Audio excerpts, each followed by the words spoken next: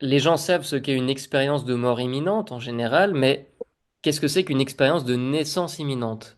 Pour moi, c'est plus ou moins le même processus. En fait, c'est l'expérience de mort imminente, elle est possible parce que notre conscience n'est pas liée à notre corps, elle est en dehors du corps humain. Et donc, des personnes qui vivent une expérience de mort imminente ont leur corps qui est en phase de mourir ou malade et leur conscience est quand même capable de voyager, d'être attirée vers l'au-delà. Et puis finalement revient se réincarner dans le corps.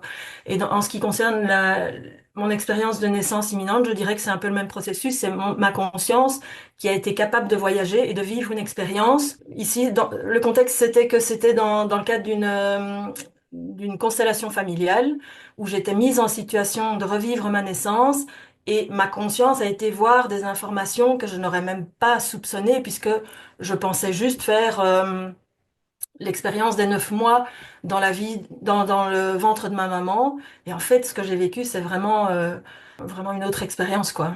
Donc, en fait, en vivant cette expérience de naissance imminente, je me suis laissée guider par ce que la constellatrice disait, mais en réalité, j'étais pas connectée avec les mots qu'elle disait. Ça s'adressait à mon âme, ça s'adressait pas à mon cerveau conscient. Et mon âme a été percevoir que la naissance, ou le processus de conception plutôt, de l'humain, enfin en l'occurrence moi, mais bon, voilà, je pense que c'est comme pour les expériences de mort imminente, il y a beaucoup de similarités.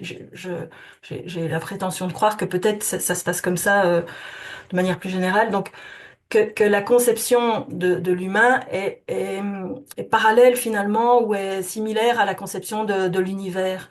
Et le moment de la fusion du sperme et de l'ovule qui correspond au Big Bang en réalité de l'univers, etc.